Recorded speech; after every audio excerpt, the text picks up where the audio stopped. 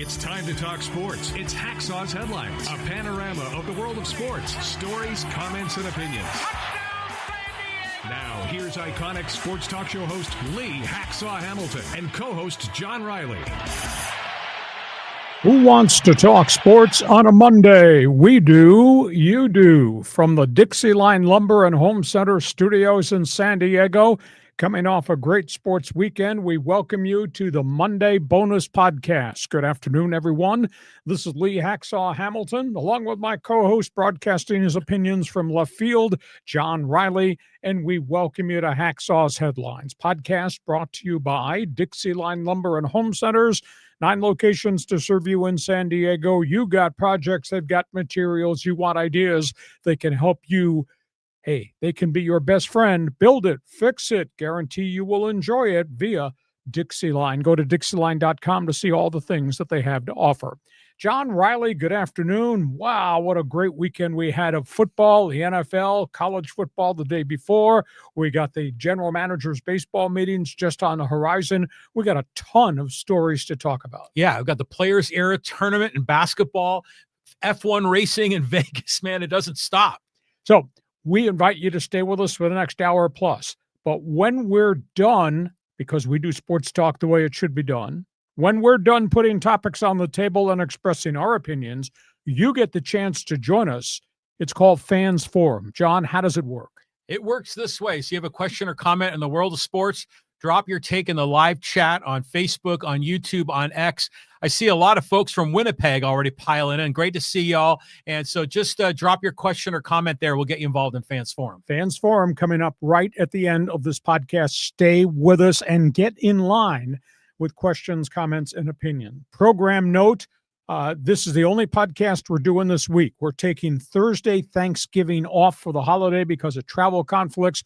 We'll be back a week from today with the next podcast Monday at 1:30.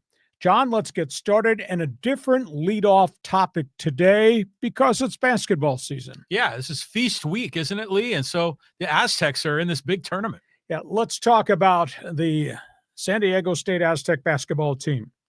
The expectation in our community is unbelievable. It's off the charts. And now they play somebody real. Aztecs-Michigan in the Players Festival Tournament in Las Vegas tonight. San Diego State is 2-1. Michigan is 4-0. Michigan is highly, highly ranked, 7th in the nation. This is a non-conference death march that the Aztecs begin tonight because they play Michigan, then they play Oregon, then they'll play in the third game against a marquee-rated team, and still to come beyond that, they've got the University of Arizona.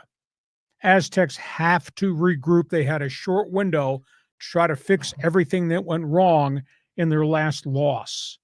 That double overtime setback to who? Troy State. Aztecs are going to face a team in Michigan that's averaging 89 a game. Michigan with all these transfers. Michigan with 5-star recruits. Michigan averaging 45 rebounds per game.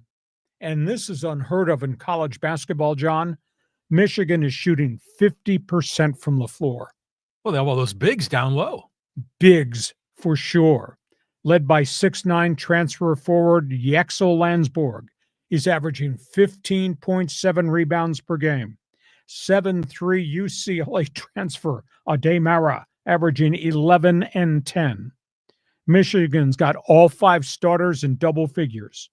San Diego State is going to have to counter with their bigs. And that'll be Guath, though he may not start. That has to be Heidi, has to be Compton. What I need to see is them run the offense through Miles Bird. What I need to see is keep their bigs out of foul trouble.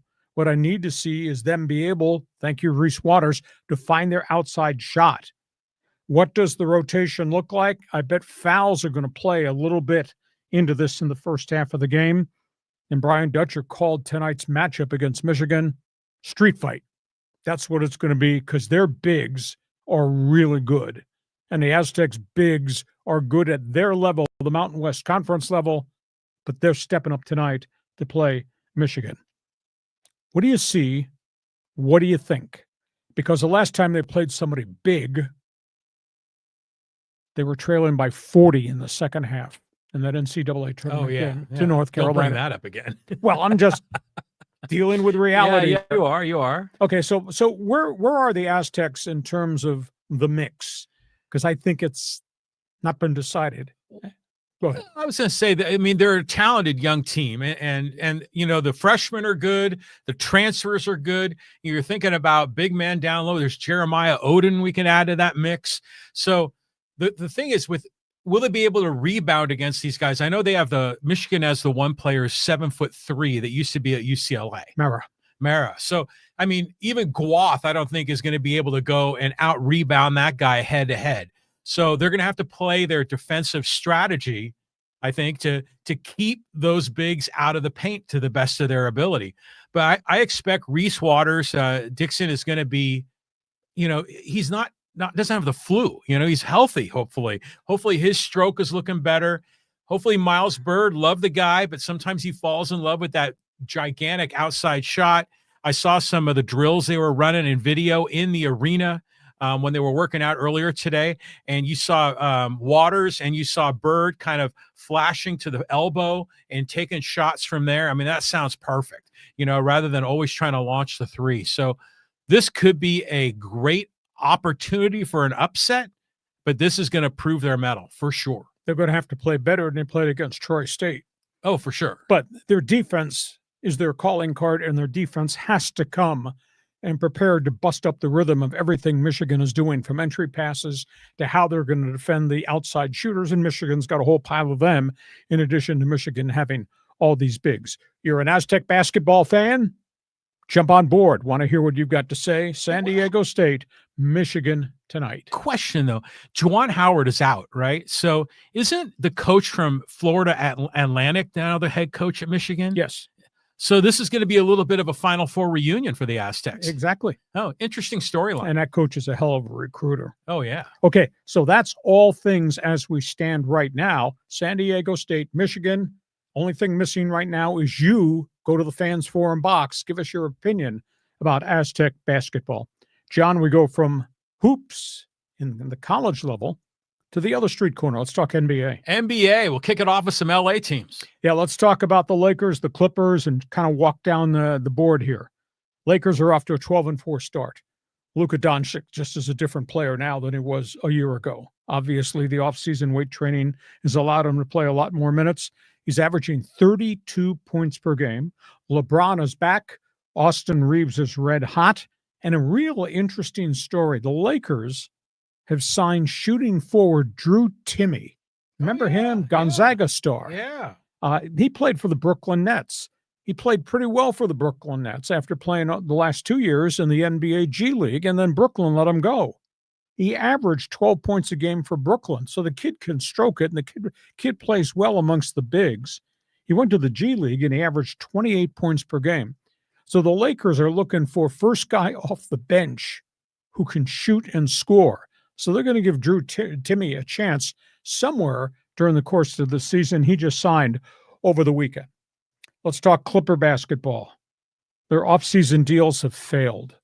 I was really hopeful that all these rentals that they got at the last minute would come in and play alongside the two established stars, and it's not happened because Kawhi Leonard and Zubac are not getting a lot of help. James Harden is having to carry the whole thing.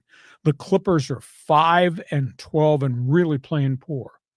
Harden scored 55 on Saturday night. Think about that. Anybody seen Brook Lopez, John Collins, Nick Batum, Bogdanovich? Those guys have been MIA. There have been no contributions whatsoever from any of those guys to take the workload off James Harden and the other two veterans. It's like the Clippers are playing as a three-man team right now, and they've lost Brad Beal for the year. Hip fracture surgery.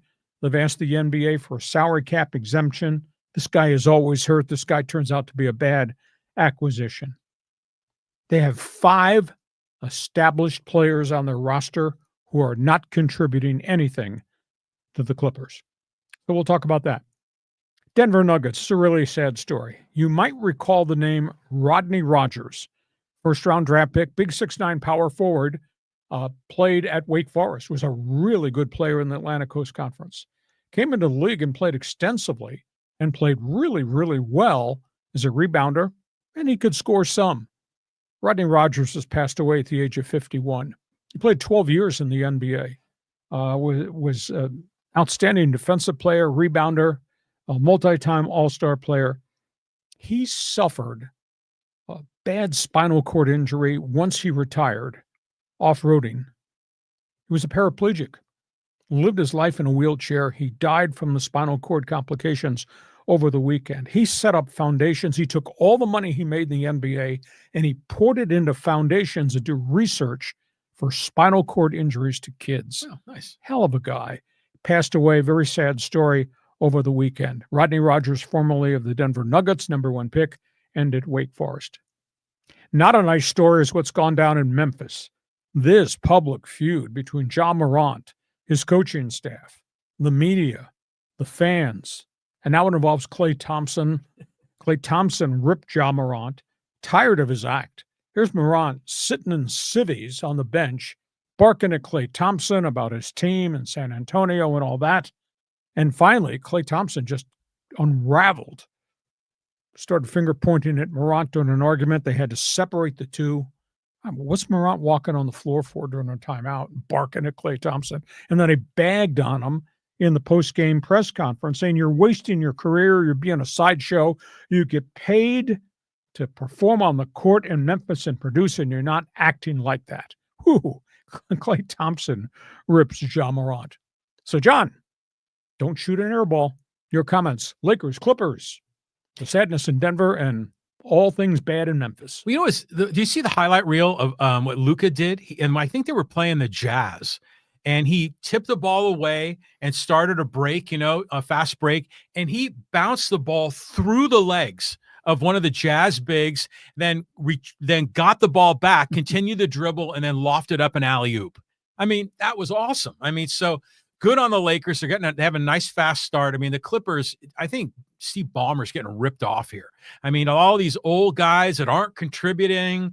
I mean, we kind of had some, glimmers of hope with the Clippers, thinking that maybe with these veterans, maybe take a little bit of the burden off of Kawhi, and maybe they might be sort of competitive. But one last chance. But now, the whole thing's gone to hell in a handbasket.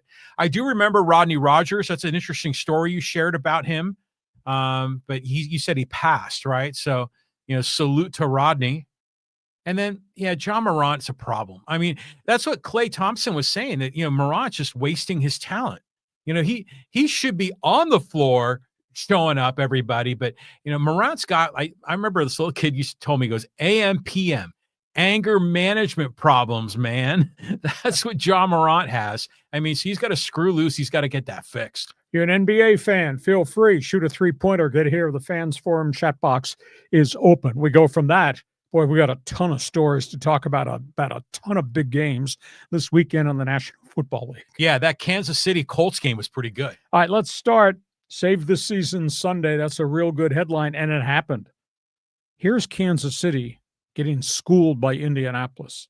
Here's Kansas City at Arrowhead getting their ass kicked by Indianapolis, and they come back. They rally from a 20-9 deficit. Patrick Mahomes is just laser focused in attack mode. He throws for 352. They've not had a running game in years, and yet Kareem Hunt pounded it. They kept giving him the rock, ran for 102. Rashee Rice, 8 receptions for 141. Kansas City piled up 494 yards to Indianapolis's 234. Kansas City had 33 first downs. The Colts had 10. Kansas City, and I've never seen this, ran off 91 snaps to Indianapolis's 50. Whoa. I wonder if the league is maybe caught up to Daniel Jones all of a sudden. Indy's not playing right now on the edge the way they did at the start of the season. And Kansas City now is sitting there at 6-5. We'll see if this is the real deal. Second game, Cowboys-Eagles. I looked at that and it was 21-0 Philadelphia before I could sit down. I said, how's that possible? Yeah. But they came back. They rallied from that 3-touchdown deficit. Dak Prescott throws for 354 and a couple of scores. George Pickens Mr. Me, Myself, and I, NFL version. He went off, had 9 catches for 146. Jalen Hurts threw for 258 in the loss, but Dallas came from behind to beat the Eagles in a must-win game. Because if you get your 6th loss this late into the season, you're probably dead meat. Kansas City avoided getting lost 6. So did the Dallas Cowboys. Rams-Tampa Bay. That was like a laser light show. Matthew Stafford, more touchdown passes. 31-7 victory. Huge lead early. He threw for 273 in the first half. They ran the ball in the second half. Stafford has 30 touchdown passes now on the season and only 2 interceptions. And the defense just kept coming. 2 more sacks, 2 more takeaways, 3 more quarterback sacks. And Baker Mayfield, doing this all by himself, finally went down, caved in. A shoulder injury. They do not believe he's got a separation, does not have a fracture, but he played in a lot of pain in the fourth quarter of that game. The Rams are 9-2. And suddenly the rest of the world is now seeing what we've seen all season long, that this is a really complete, good football team. The other unique game, the Browns and the Raiders. Cavaliers. Shedeur Sanders for mayor? Nah, not yet. Cleveland Browns defense for mayor? Hell yes. Browns defense, 10 sacks of Geno Smith. Amazing. Shedeur Sanders threw for 209, a touchdown, a pick, a couple of sacks. He threw some really great floater passes to receivers that were running wide open. The Raiders, were they banned from playing their corners and safeties yesterday? I mean, you're talking about blown coverages. My God. There were Cleveland guys running all over, and Shedeur hit 2 big passes, and he hit a 66-yard, shows up on the stat sheet as a 66-yard touchdown. It was a flare pass out in the flank to a running back who weaved his way down the field. End of the day, Shedeur, decent performance. He only completed 3 big passes. That's how he got to 209. But they've named him the starting quarterback now for the rest of the season. Cool. Did that today instead of bringing Dylan Gabriel back. For the Raiders, what a disaster. Geno Smith, he finished with 285, but they were throwing on every down. Raiders go to 2-9. Number 1 pick Ashton Genty had 25 touches yesterday, which is a ton for a running back. Threw more to him than they ran him. They could not run him at all. Genty caught a bunch of balls, but the Raiders are just an utter disaster on offense. So talk about the big games, because there were a lot of save the season games on Sunday. Yeah, well, I mean, I'm just thrilled for Shedeur. I think this is fantastic. I mean, he's a man for the moment, right? I mean, when he gets in the game, the Browns fans, they come alive, electric, and you're talking, these little floater passes, but he was really good at that at Colorado. You just give a little flare out to what's the kid's name that plays for the Jaguars now, that won the Heisman Trophy? Right, Travis Hunter, excuse me. Yeah, he'll get the ball and run down the field. I mean, he's got the same thing cooking with the Browns. And he made those long passes, and his dad, Dion, was there. Everything was great about it. So cowboy hat. Exactly. So hopefully, granted, it's good to get the Raiders as his first assignment, but hopefully he can build on this and turn into something special. I'm thrilled. And maybe he'll solve the whole quarterback dilemma with the Browns. The Rams look terrific. It's funny how you were talking about the Cowboys and the Eagles. Like, if they lose the 6th game, they're dead meat. Like, that's a great hacksaw line. You're right. It was, you blinked and it was 21-0. But, Dallas came back, and you got to give them credit for that. So good on those guys. And that Kansas City game, I was thinking the same thing early. I was like, hey, man, it looks like the Colts, maybe they've got the Chiefs number here early. It was like 20-9. And then all of a sudden, it just seemed like Patrick Mahomes sort of turned the switch on and said, okay, we're going to win this game, and I'm going to get it done. And boy, did they get it done. Yeah, it was really impressive. So if you're an NFL fan, Fans Forum chat box is open. Save the season Sunday. That was on the field. Let's talk about stuff off the field, John. Yeah, big news here, starting with the Raiders. Last night at 11 o'clock, the Raiders fired Chip Kelly. Hours later, they fired the offensive consultant, Bob Bicknell. Raiders, get these metrics. The Raiders are in the NFL, are 30th in offense, 32nd in scoring, 31st in rushing, 28th in red zone, and 29th in quarterback rating. That was under the guidance of Mr. X and O, Chip Kelly. And think about this. Kelly has now failed with the Eagles, the 49ers, UCLA, and the Raiders. He's forgotten how to coach. Where did all the charisma and the greatness, the dynamics of Chip Kelly vis-a-vis when he was at Oregon, where did all that go? It's like the airport lost his luggage and his playbooks. My God, what a terrible storyline there. So we'll talk about that. Quite a storyline in San Francisco. The 49ers this summer, because of conflicts with that star wide receiver, Brandon Ayuk, have voided his 2026 contract that had $27 million in guarantees. It's being reported that Ayuk was just a repeated violator of a whole laundry list of team rules that San Francisco had, most notably rehab meetings with doctors coming off this reconstructive knee surgery, team meetings with the coaches, team meetings for playbooks, etc., things of that nature. He's become a recluse. He goes in, he does whatever rehab he wants at 6 o'clock in the morning, disappears the rest of the day. He's not in the building. He's not in the meetings with the wide receiver group. He's not standing on the sideline with support for the other players on the team. They're done with him. Wow. Now, they're going to take a cap hit if they try to release him after June 1st. I think they're going to try to trade him. But just think, a year ago today, they had two of the most dynamic wide receivers catching passes in San Francisco. Deebo Samuel, who's gone, and Brandon Ayuk, who's about to be gone. So it's quite a story there. Dallas, it has now been 2 weeks since the tragic suicide of Marshawn Kneeland. More information filtered out yesterday and last night from Dallas police. Kneeland was doing 145 miles an hour on a freeway when he crashed into another truck. His girlfriend was chasing him in another car, trying to make contact with him, but he would not pick up his cell phone.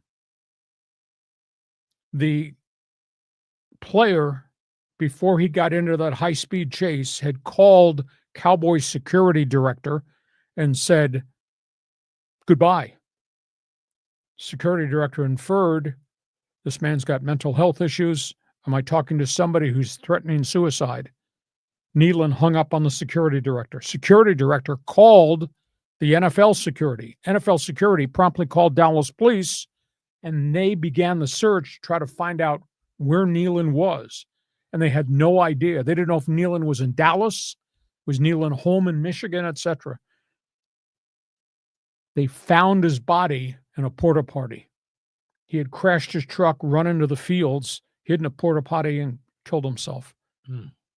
Now we find more information out of Kalamazoo that Western Michigan coaches had called police worried about Kneeland's mental health when he played there 2 years ago. They asked, is it safe for this player to have a gun with the way he was acting? Western Michigan coaches helped get him in for mental health evaluation, but he was released. And evidently the Cowboys and no other NFL teams knew about the mental health issues at Western Michigan. I mean, it's just a horribly tragic story. And it goes back to the bold statement I made 2 weeks ago. How could nobody see this? None of his teammates in Dallas who are in that locker room with him, in the team meetings all the time, and some of that group that probably hangs together away from the facility in their private time. Nobody saw any of these mental problems. Terrible story there. Last one is the Minnesota Vikings. Man, they got a problem. Kevin McCarthy's brilliant as a coach. He's got a problem at quarterback. It does not look like J.J. McCarthy can play at this level at this point. Now, McCarthy's been there 2 years with the playbook. McCarthy's got a howitzer for an arm. McCarthy's ability to read defenses and make decisions is really in question. And now he's gone. First, it was the big knee injury. Now he's got a concussion. He's in protocol. He's got 11 turnovers this season, 2 fumbles, 19 sacks. I've watched him closely. he can zing it. Where the hell's he throwing it? I mean, he looks stark terrified back there, and his decision-making is highly questionable. Cannon for an arm, but boy, the rest of it doesn't fit. And this is the guy, because they've let all these other quarterbacks go. This is the guy they planted for the future when they signed this multi-year contract. And boy, he looks a long ways away. He was asked to do a lot at the University of Michigan, but not what an NFL quarterback has to do. He can't, at this point, he's not processing anything. I don't even know what the hell he's seeing back there, because when I've watched him on TV, I said, why are you throwing a ball into that coverage? Bad situation. Kevin O'Connell's got his hands full there. Okay, John, start with the Raiders and work yourself right across that list. You know, you and I have praised Chip Kelly over and over again, and wherever he seems to land on his feet, we're thinking, okay, it's going to be good things for UCLA, or it's going to be good things for, you know, whatever team he's with. When he went to the Raiders, with Pete Carroll went there, and they had Tom Brady and Geno Smith and Ashton Genty, and the whole thing blew up. So I don't know. It's Chip Kelly. I think maybe we need to reassess who he is. You know, he's not the genius we think of. But by the way, did you see the video clip that apparently when Geno Smith was walking off the field, he was getting booed? He flipped off the crowd. They booed the fans at Allegiant Stadium. They booed them from the second quarter on. I mean, it was nonstop. He didn't flip them off. He gave them the single digit. It's just a bad situation. And the one constant there, Mark Davis. Yeah, of course. Yeah. So it's the mystique. You know, they need to fix with the mystique. The Niners and Ayuk, he's been a problem forever. I mean, he's making money, and he's not showing up to his meetings. I mean, that's like part of what's required to get paid. So if the Niners can eject him, fine. I mean, they still have, what's the other guy? Pearsall is the other receiver there. So they'll find a way to fill the gap. But the Cowboys story is really sad. I mean, but it's interesting learning more detail about it. To your point, how did people, I mean, people knew. People had to have known, but no one probably was willing to step up. But, you know, in a lot of ways, with mental health issues, you know, you can lead a horse to water, but you can't make him drink. So there's some of that going on. Yeah. And it's sad. The Vikings story is interesting because I remember when J.J. McCarthy was at Michigan, we kind of thought, probably like a second or third round pick. And then suddenly he rocketed up to the first round. And you're thinking, because of all the, you know, the OTAs, or what are those things in Indianapolis? The combines, pardon me. His physical attributes, John, are really impressive. Yeah, so everyone started falling in love with him, and then they let Sam Darnold go, and I think Daniel Jones, and they probably would have liked to have Jones there, wasn't he? Kirk Cousins was the first one out the door. Yeah. Darnold was the one-year rental. Daniel Jones might have been the future, but then he opted out with a chance to go be the starter, and J.J. McCarthy was there in waiting, but boy, he doesn't look like he can handle it. No, I was watching one of the pregame shows on the NFL Network, and the analyst was looking at the mechanics of J.J. McCarthy and was saying that his stance is too wide. It gets outside of the width of his shoulders. And they even had an interview with Kevin O'Connell, and he was talking about that as well. And so that affects his accuracy. So he's got the gift, he's got the talent, the body. He just needs to make some adjustments. I'm rooting for the kid. He seems like a great kid, but who are the Vikings going to turn to if not him? I concur with you. They got a real problem. So that's what's in our NFL notebook. You got comments? Feel free. Jump on board, because we do sports talk here the way it should be done. We put topics on the table, we express opinions, and then we invite you to join us in Fans Forum. We are at halftime. This podcast brought to you by Dixie Line Lumber and Home Centers, 9 locations to serve you in San Diego. Dixie Line's known for a lot of things. John wants me to tell you that when it comes time to change windows and change doors in your house, you should talk to them. I did, and I'm really satisfied. And I'll tell you why I did. At first, I had a house in which the original doors and windows were there. But the most important thing, house wasn't warm in the winter, couldn't keep the heat out in the summer. And John, we changed that. Go ahead.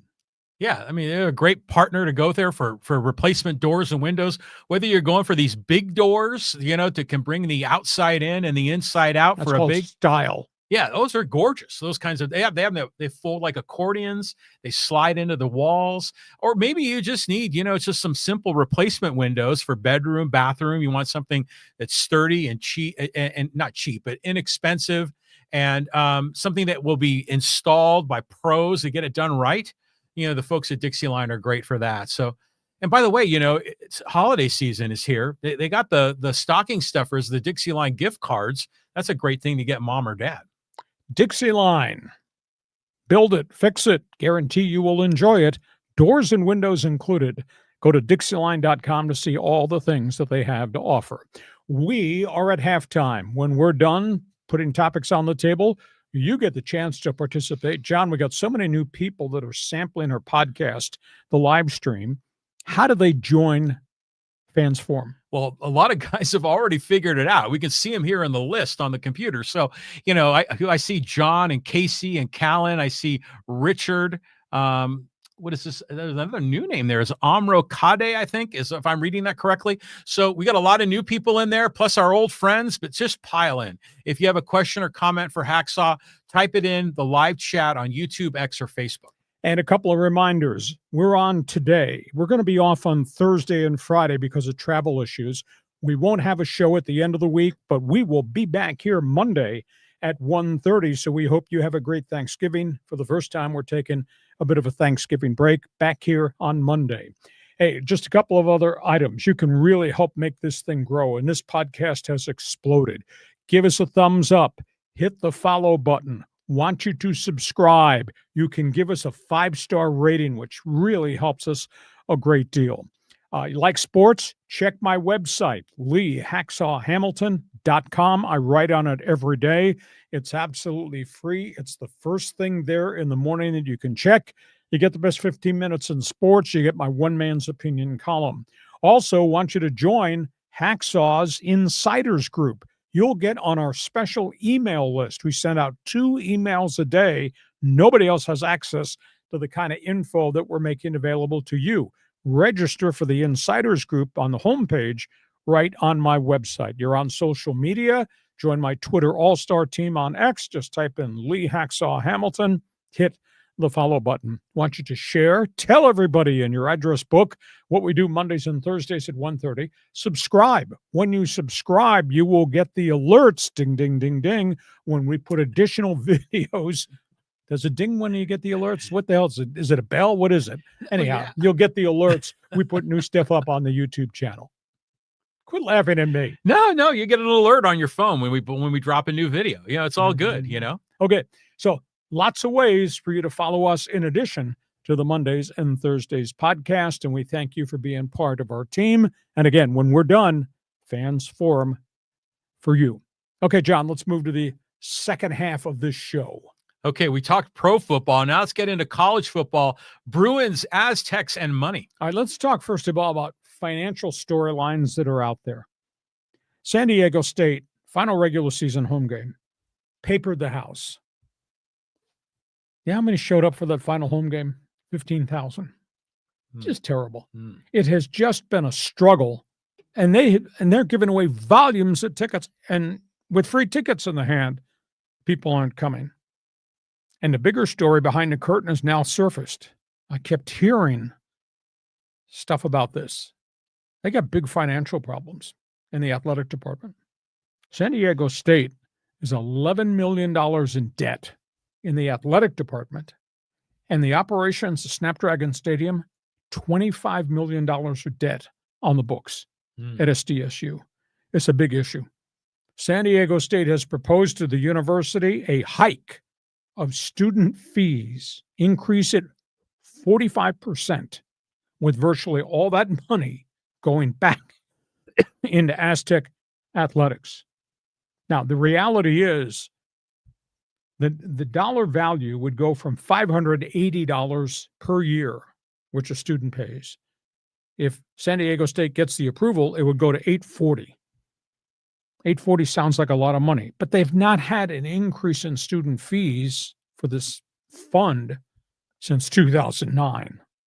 So I hope they get it, because I think they really desperately need it. Shocker, at UCLA. It just gets worse and worse and worse. We're talking about UCLA football, terrible season. All-time low in modern-day attendance in UCLA. They've been in the Rose Bowl since 1982. The firing of the coach. Obviously, the whole crisis as it relates to the Rose Bowl lease that they're trying to get out of. Now, the Rose Bowl and the city of Pasadena are suing UCLA football. It was a survey amongst UCLA football alumni that was released over the weekend. Players' responses to leaving the Rose Bowl. Among the quotes, players have said, if UCLA leaves this stadium, we're losing our identity. You lose your identity, what do you have to hang your hat on? You made a bad deal? Go back to the city of Pasadena and sit down and try to renegotiate the deal. Another name player, UCLA's football problems are bigger than just the Rose Bowl issue.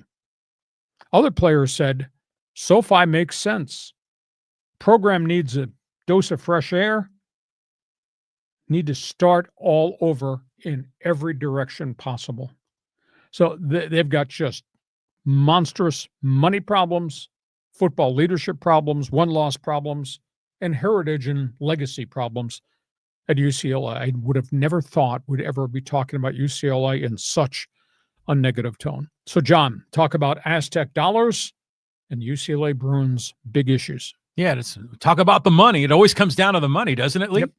You know, so you figure the Aztecs have probably got this huge capital investment to build the stadium, which I'm assuming is funded through bonds, and they've got a whole financial package to pay for that. The state system is paying for it. San Diego State pays a chunk of it. Okay. But there's an operating budget to run the stadium, to pay for the staff, the concessionaires, and put the security out there and everything else. But they're underwater on that too. So, you know, again, I just feel bad for Wicker and all the people that made the big decision to build that stadium, because back then, with the haves and have-nots and the NIL transfer portal stuff wasn't anywhere near where it is now. My hunch is that students are probably not as interested in it because they know it's sort of JV level.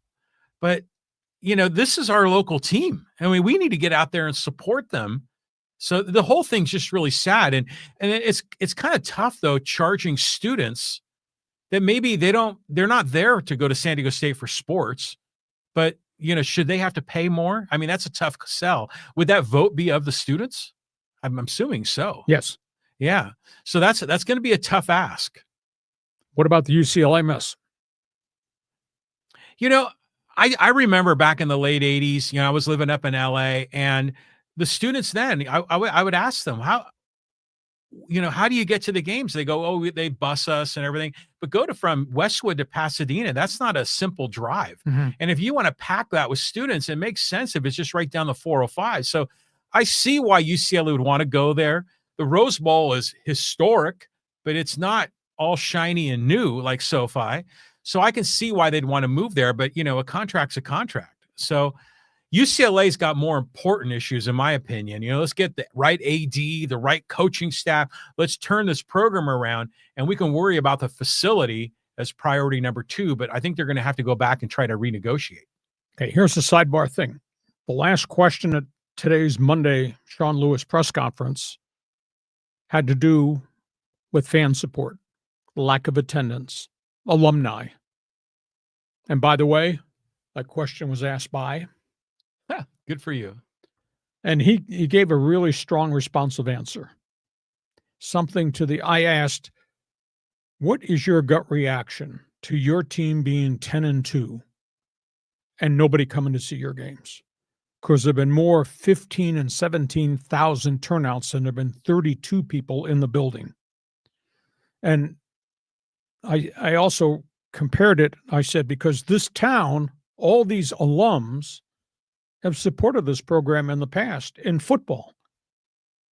And Sean knows that I did Aztec football for a chunk of time during the Falk era when they were drawing 48,000 fans a game in the old Western Athletic Conference. 48,000 for the games against BYU and UCLA and USC, and Falk was rewriting the record book.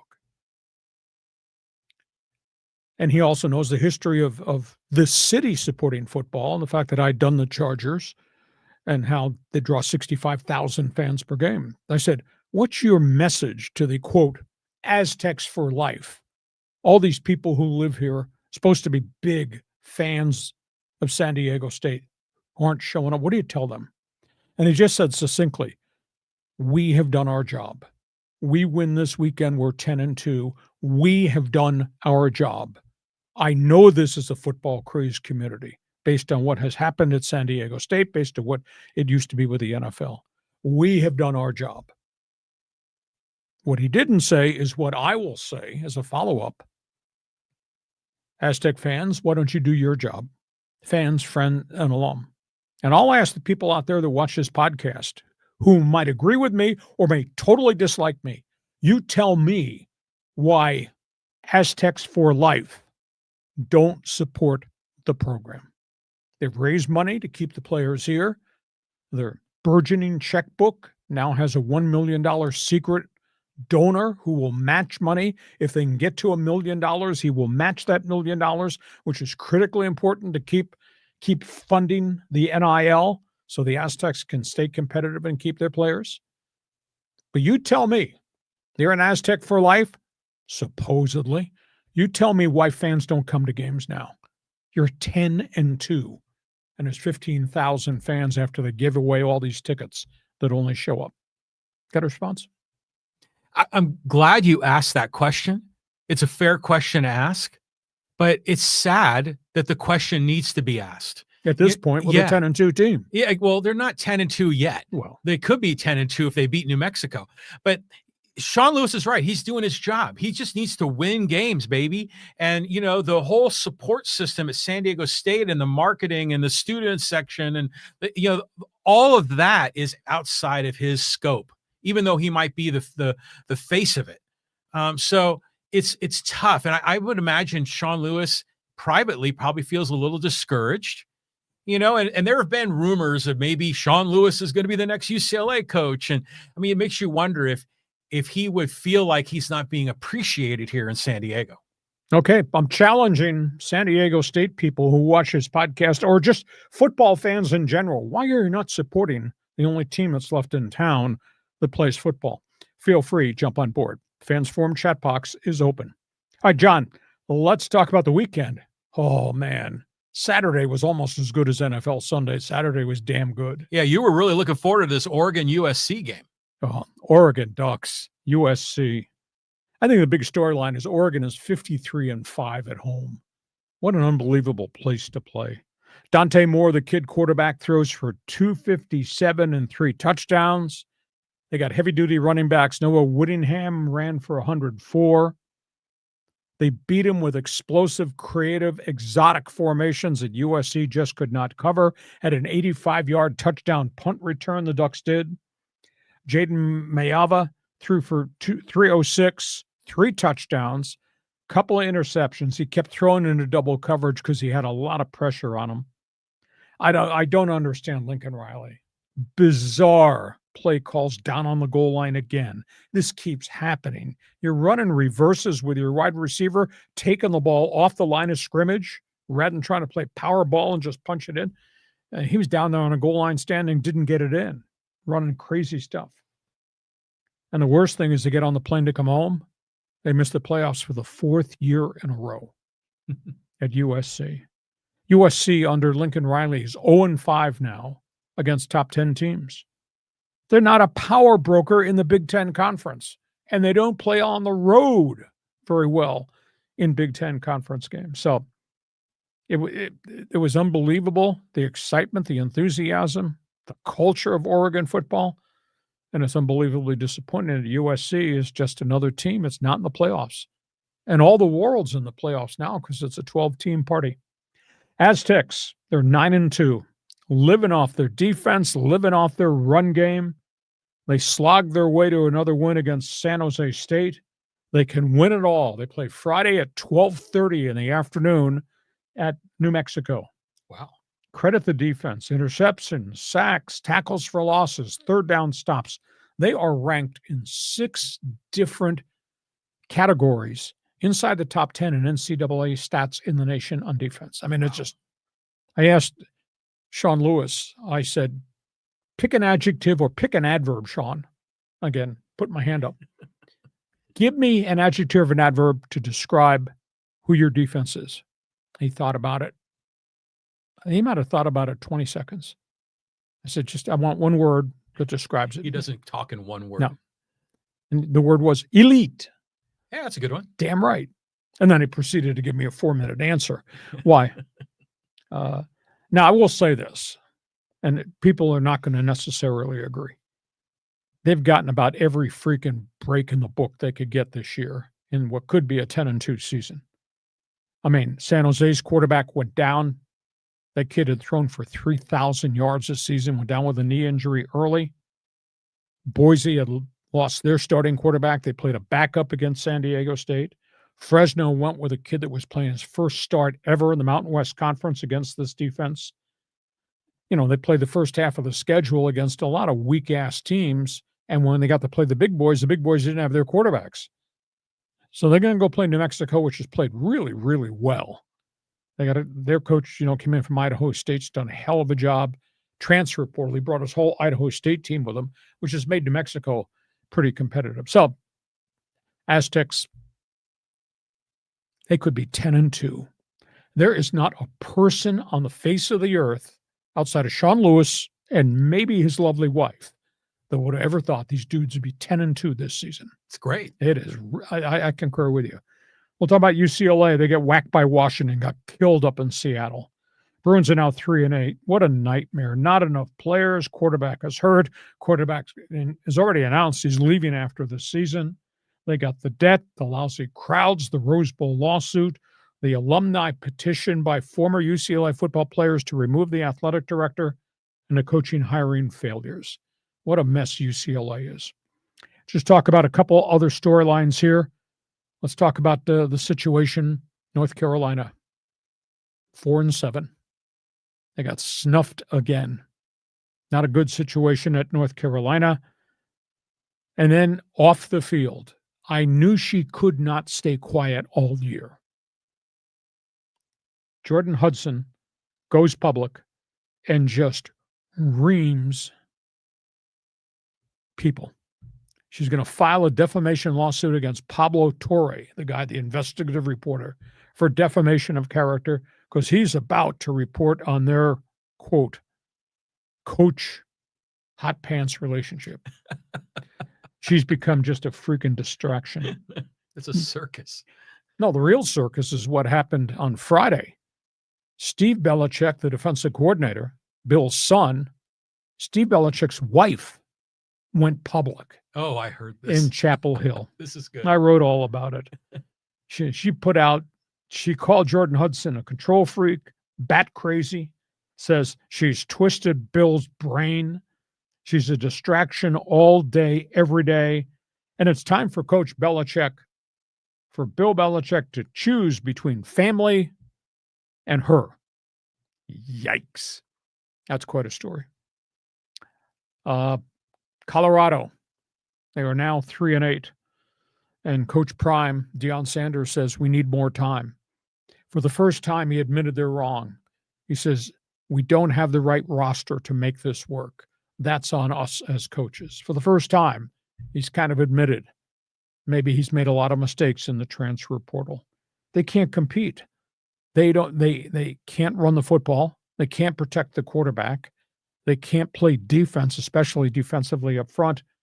This is a disaster. Juju Lewis, the freshman quarterback, I thought played pretty competitively in his start, but they really have no help around him. A couple other quickies.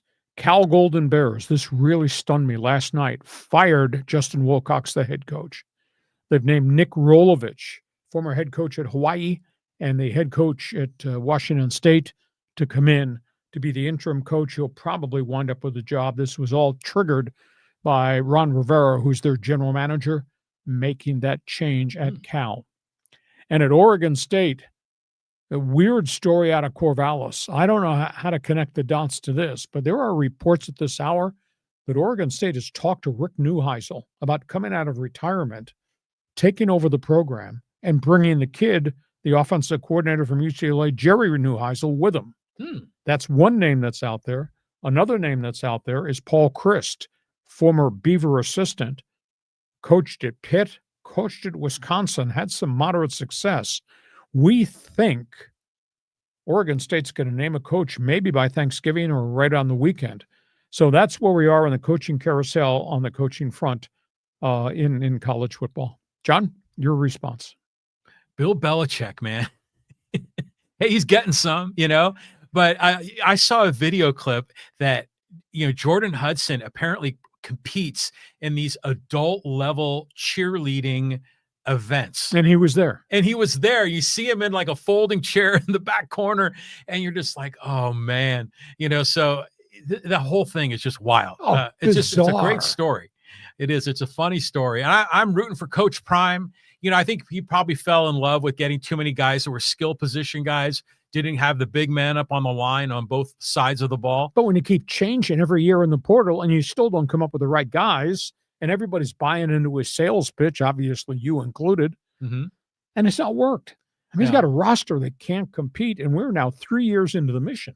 Yeah, and he's got good coaching there too to coach him up. But if you don't got the talent, there's not much you can do. So hopefully he'll figure it out, and so maybe he's a little distracted right now because he was watching his son play in Vegas. You're saying San Diego State getting all the breaks. I don't know. They lost their 2 top receivers. I mean, they're out for the year.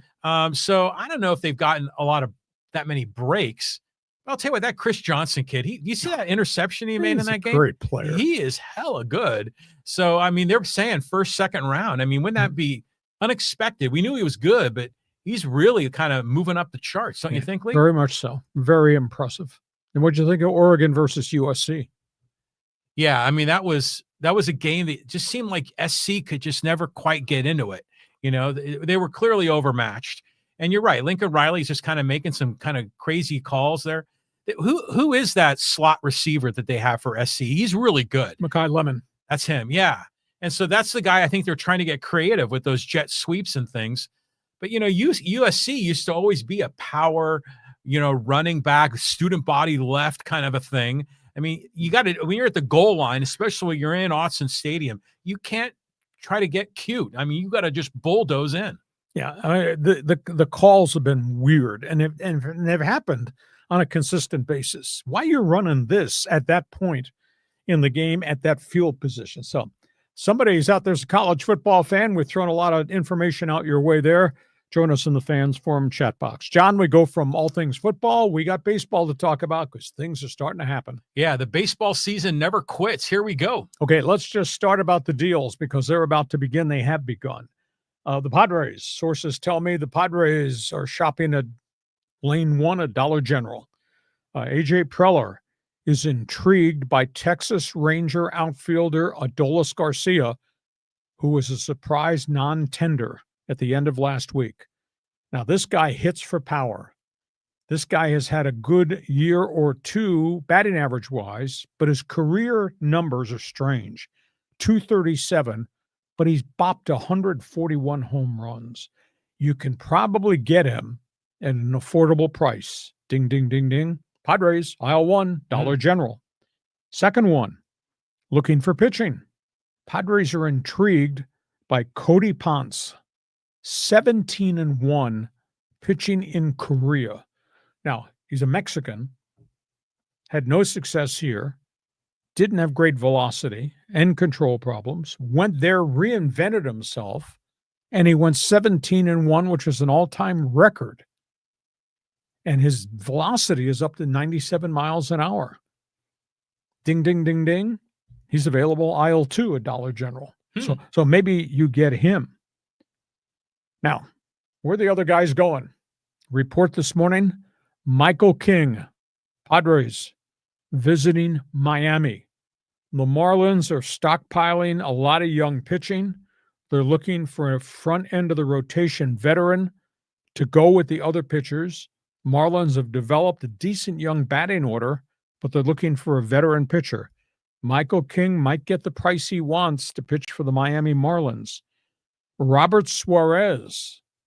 Does not look like the Mets are going to keep Diaz. They're refusing to give him a 5-year mega guaranteed deal. They're talking to Suarez. As we do this podcast today, Suarez might be the first reliever that signs a deal, and they're with the Mets. And Dylan Cease kind of looks like he's going to Houston, because evidently Houston's willing to go 5 years for Dylan Cease. I would never give Dylan Cease a 5-year deal, but I'd give him a 3-year contract, but looks like he might wind up there. So that's the latest with them. Dodgers, non-tender Evan Phillips. Give up on him because of the elbow surgery. Saves him $6 million they could put in their budget and spend elsewhere. He's going to be out at least the first third of this coming season. Dodgers have pitchers. Get total medical clearance at Gavin Stone and River Ryan, 2 of their younger starters, cleared by doctors, all throwing in the offseason, will be ready for spring training. Angels. I don't understand this rationale. There's got to be an explanation, but Perry Manassian won't talk about it. When they made the trade with the Orioles to get Grayson Rodriguez, they did not bring him in for a physical. How would you do that? Why would you do that, considering he had major bone spur surgery for a problem that he's had for 3 years, and he missed a chunk of the season with a lat strain? Why would you trade a power hitter, Taylor Ward, without medical information on Grayson Reynolds? It makes no sense to me at all, and they've not answered the question. The other thing that just surfaced out of New York, Angels are talking to Cody Bellinger. Cody Bellinger, represented by Scott Boras. Everywhere he's gone, it's been for a big payday. Zodi Moreno going to open up the checkbook and make a pitch at Cody Bellinger, because he's a glove and he's got power and he does hit for average and he's had some good seasons in the majors. And I think he's intrigued about possibly coming back to the West Coast. And the Angels filled out the rest of the coaching staff of the new manager, Suzuki. They hired Brady Anderson, Poway guy, ex-Oriole slugger, as hitting coach. And they're also bringing in John Mabry as their outfield coach. So the Angels have been kind of active. But this Grayson Rodriguez story, to me, makes no sense at all. Briefly, New York Mets. They trade this first big deal of the offseason. They trade power hitting outfielder Brandon Nimmo. He goes to Texas for Gold Glove second baseman Marcus Semien. That's kind of a different deal. Nimmo is a pretty good player, 25 home runs last year. He'll hit more probably in Texas. Semien, great glove. Didn't have a good offensive season last year, but he's got some power. So that's going to free them to move Jeff McNeil off second base and let McNeil go back to the outfield where he plays really, really well. And guess who the Mets did a Zoom with over the weekend? Tatsuya Imai, Japanese left-hander. Wow. So the Mets are in the bidding for the top pitcher from Japan. And, of course, the Mets have talked extensively and maybe talking at this hour to Robert Suarez. And here's the weirdest story. Don't know why he would say this. He has every right to feel this. But why would Brian Cashman make this comment? Brian Cashman, over the weekend, publicly tells the beat writers that were talking to him, the Dodgers have a private pipeline to Japan. He says, the Dodgers flash their World Series rings. We know they have deep pockets. We know they have a historical brand name. They're favored because of West Coast geography. They can get those guys Pacific Rim endorsements. Their business models, aka deferrals, has been accepted by ownership. And the agents are delivering Japanese players to the Dodgers because the Dodgers now have a pipeline in Japan. Did he say what he say was correct? And why would you ever say that publicly? It's like the Yankees have no chance. That's weird. Okay, John, go ahead. Step up to the plate. Hit a home run here. Dodgers. Even Brian Cashman knows what we're talking about. You know, the Dodgers do everything right, and it's like, damn it. So anyways, the Grayson Rodriguez thing, my understanding is that when you're a free agent, then a medical, physical is a common thing. But when you're traded, it isn't. And when you're traded, they got to swap, the medical records. Remember when Pomeranz got traded to the Red Sox, and Preller was accused of doctoring the doctor reports and getting suspended. Yeah. So I think that's why Grayson Rodriguez didn't have a physical, but you think that they would have demanded it, or maybe it's something in the union collective bargaining agreement that prevents it. I mean, do you know anything about that? That's bizarre. Yeah, it is bizarre. That's damaged goods. Well, we don't know yet. When he shows up at spring training, we're going to find out, right? I mean, but anyways, it's just Angels. They're like the opposite of the Dodgers. They can't do anything right. And your thoughts on the Padres shopping at Dollar General? Well, that's what they're going to have to do. They have to get creative. But we heard the story about Kyle Hurt last year. That he went to Korea and reinvented himself. He was the Cy Young of Korea. He came in here throwing home run balls. Yeah, he was, he's just an arm, I mean, he can get you some innings, but he wasn't going to be a top of the rotation kind of guy, although I don't think we really expected it. But they went to Japan, and here came Robert Suarez, and look what he turned into. Yeah, and I think everyone's really now, the scouting departments are much more aware of what's happening in Asia, because for the longest time we figured, that it was AAA or AA equivalent out there, but it's not, so the Preller is going to have limitations. The team is up for sale. They say business as usual, but all the money is for, Machado is increasing. Everyone else's contracts are going up. They have the dudes on arbitration, so there's not going to be much cash to go around. So Preller has to get lucky on a guy like he did when he got Profar for $1 million for that 1 year, and he had a good run. Adolis Garcia might be an interesting pickup. He was red hot that year the Rangers won the World Series. Yeah. Didn't he win the MVP? Yeah, I mean, he was hella good, and so he's a big boy, he's a slugger, and the Padres need some slug. Yeah, you put slug around everything that's in a batting order, it kind of makes the batting order a little bit more different. Yeah, exactly. Okay, that's all things baseball. I know there's baseball fans out there because we do a baseball-driven centric podcast. Jump on board. Fans Forum chat box is open. Couple of other notes. Oh, Canada Network. Listen up. Let's talk hockey. Hockey Hotline. Start with the Jets. Winnipeg Jets. I felt really bad. This guy's a really good player. This guy might be a Vezina Award-winning goaltender. This guy's a linchpin in the community. Winnipeg Jets lose Connor Hellebuck for 6 weeks. They're not talking about the injury, but when you tackle 6 weeks around a knee injury, that's probably a meniscus tear. That's a tough setback because he's good. Montreal, they were so hot out of the gate. They've lost 7 of their last 8 games. Their goaltending problems are monstrous. Samuel Montembeault and Jacob Dobes, 2 pretty good young goaltenders. Young is the key word. Get this. Their save percentage, the 2 goalies in Montreal, is a combined .842. If you're under 900, anything below 900 is not good. .842 is just abysmal. And Montreal, wrecked by injuries, have had 4 players have had surgeries in the last 2 weeks. The Canadiens are just kind of staggering. And enters the Boston Bruins. It's a real bad weekend. One of the defensemen, Charlie McAvoy, got hit with a deflection in front of the net, right in the face. Terrible damage to his mouth, facial fractures, just had emergency surgery. He's going to be gone at least 3 months. And these are guys who wear helmets and shields, and yet puck comes up and hit him at a bad angle. I saw it. I looked at it one time. I could not look at it again. But anyhow, Hockey Hotline, injuries more than anything else, a big story right now.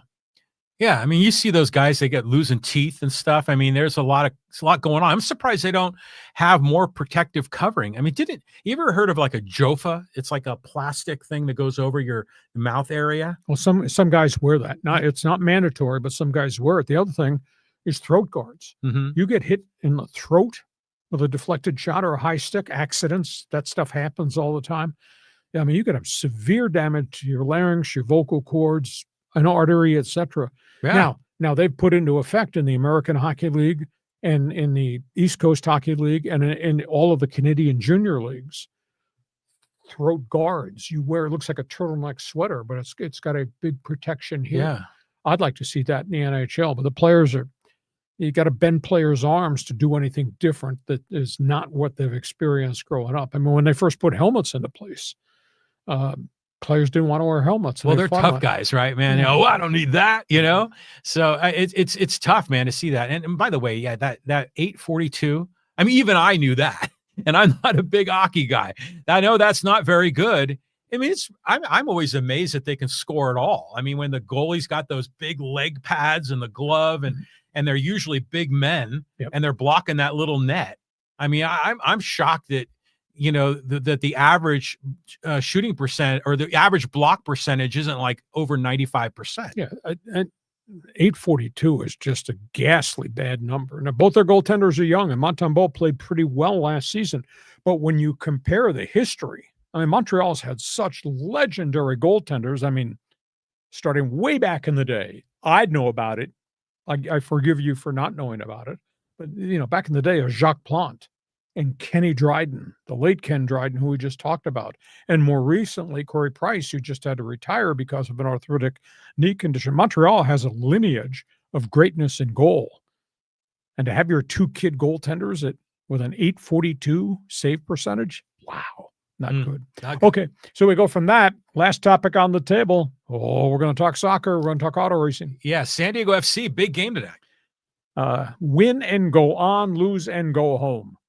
Tonight, soccer, San Diego FC, Minnesota United. This is monstrously big. Semifinal MLS Western Conference. The winner gets to play the Vancouver Whitecaps. If SDFC wins tonight, what's the nickname of San Diego? What's the pronunciation for the color blue? Azul. I'm sorry, Azul and Chrome. Mm-hmm. If SDFC wins tonight, Azul and Chrome would host the Vancouver Whitecaps here in the Western Finals. And the winner of that goes there to play in the championship. And who's there? Lionel Messi and Inter Miami. Oh, this is so exciting. The big questions, it's a home game because obviously SDFC has now won 21 games this season. That's why they get home field advantage. The big question, how many minutes are they going to be able to get out of Chucky Lozano, Dreyer, and Pellegrino? Lozano's got a hamstring. Dreyer was fighting through a virus. Pellegrino is 35 years of age, does not play full games. But it's right there in front of them. They've earned this chance to play on this pitch at Snapdragon Stadium. That is tonight, SDFC. Winner goes on to play Vancouver, and the winner of that will play in a championship likely against Lionel Messi and Inter Miami. Auto racing, Las Vegas Grand Prix. Max Verstappen is on a tear. Goes from grabbing the lead on the first lap to a 21-second advantage and a win in the rain. The track conditions were really wretched. He ran away from everybody. That's one storyline. The second storyline is what happened after the race. Post-race inspection, they found that Lando Norris's car and Oscar Piastri's car were illegal. They tore them down after the race. 5 hours after the post-race inspection, they DQ'd both of them. Wow. It changes the whole point standings with 2 races to go in F1. The cars failed a post-race inspection because of illegal measurements of planks under the car.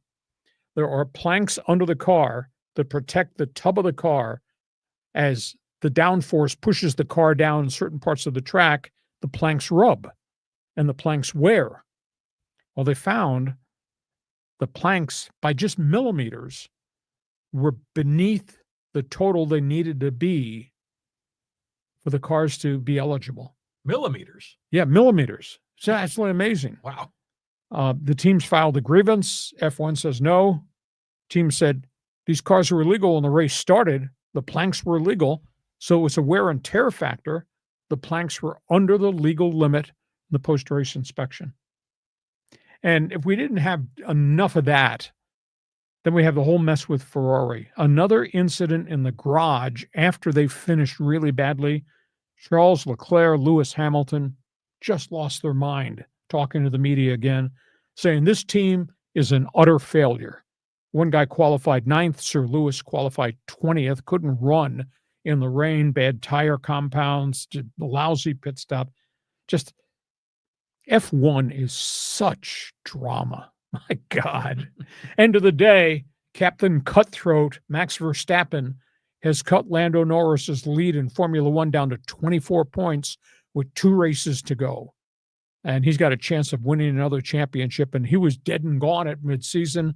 Piastri has not won a race since midseason. In fact, not finishing races. And we got this F1 controversy. Looking for a Formula One. Are there any auto fans out there?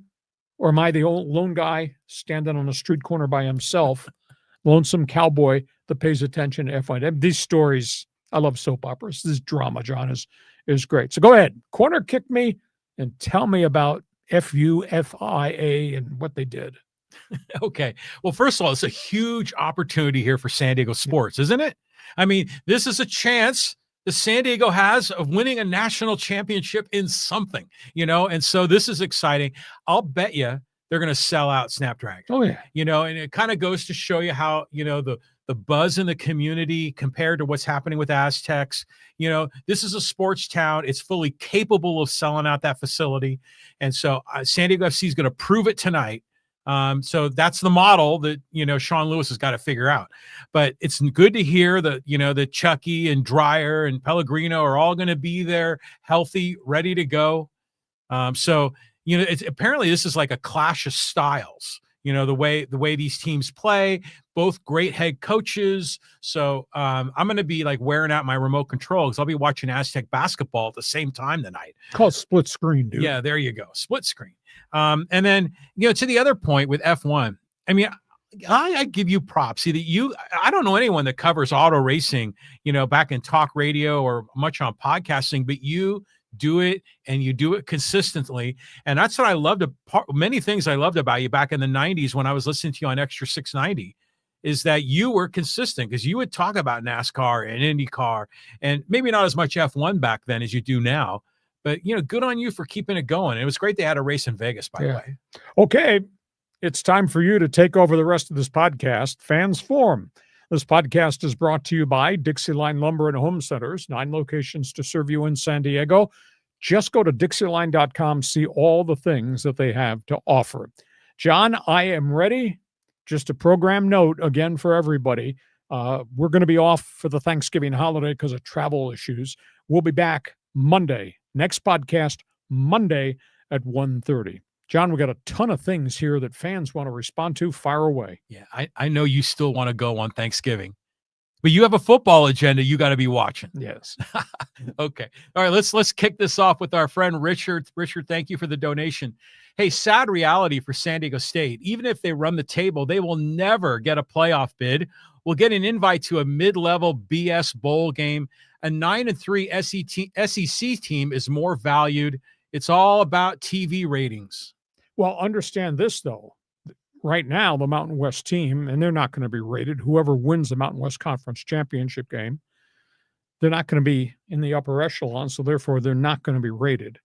But because the top group of 5 team, and that might be Tulane right now, or it might be James Madison of strength of schedule, they're maybe the only 2 that would be eligible to get the one group of 5.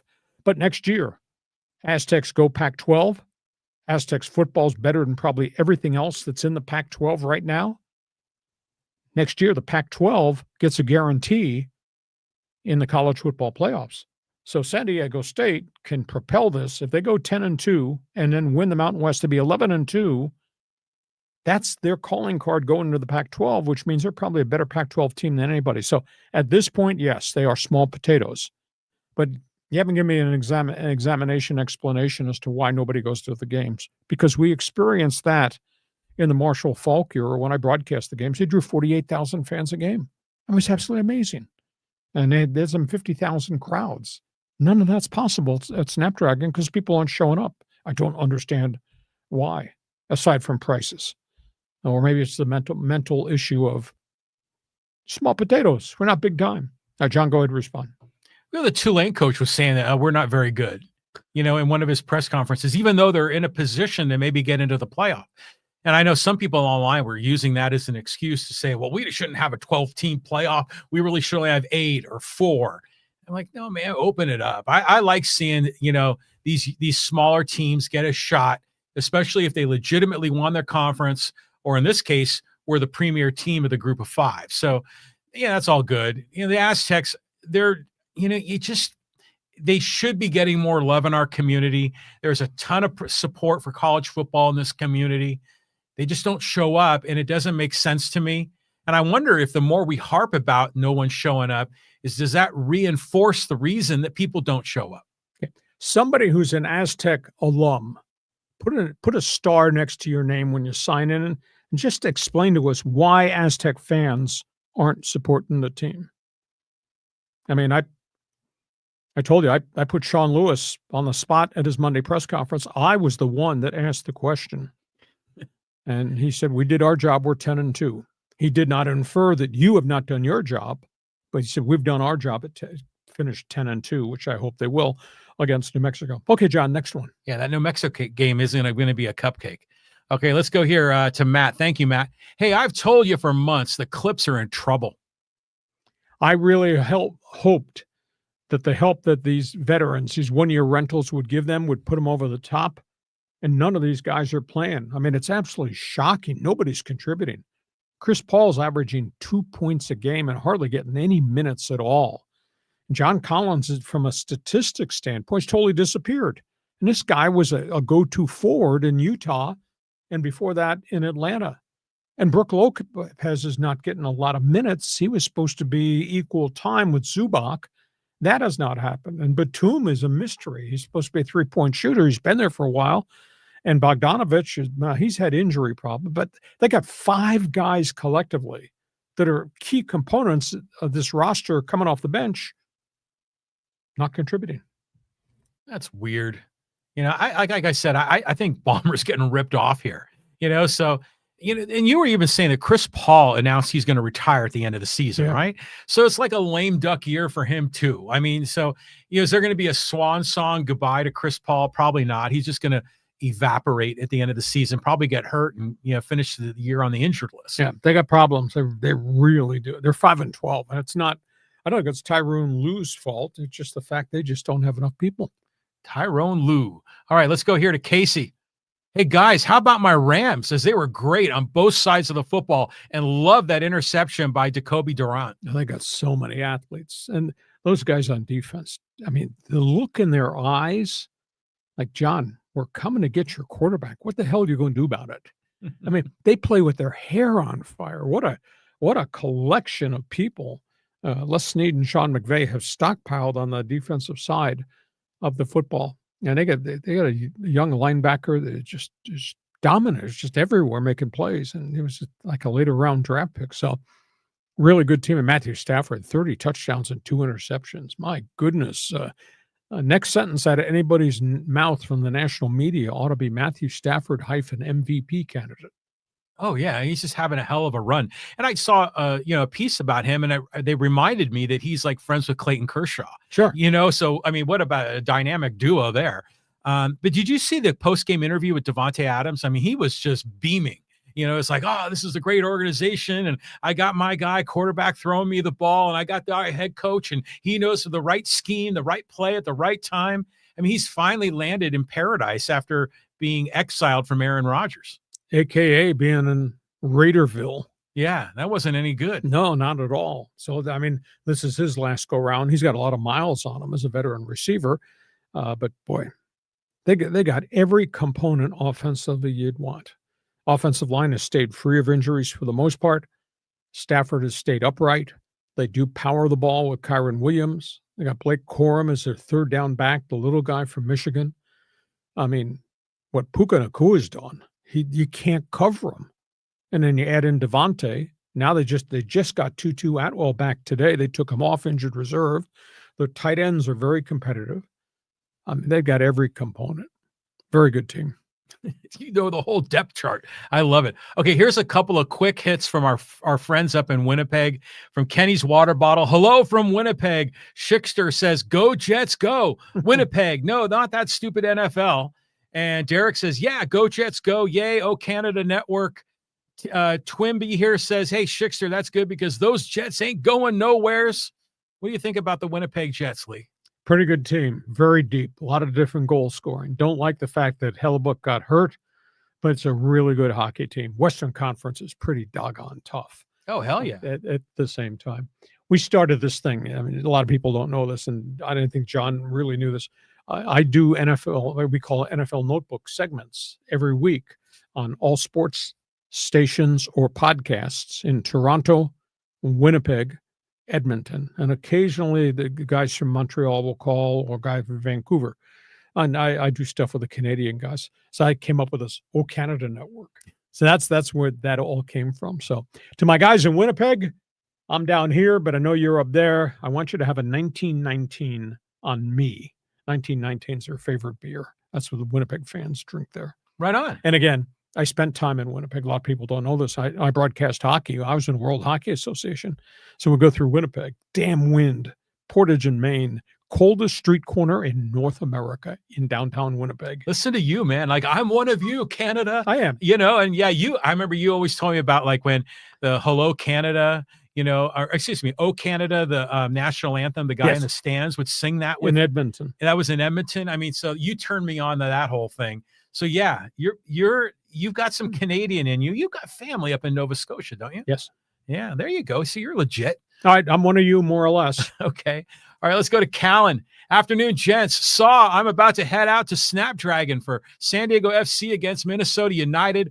Looking forward to a rowdy crowd and an electric atmosphere. Vamos, SDFC. I'll tell you, I wish it was on TV. I wish it was on local TV. It's on Apple. Yeah. I wish it was on local TV. Could you imagine? I mean, San Diego fans like events. San Diego would love to watch this on television. I wish there's a way it could be televised locally on one of our local affiliates.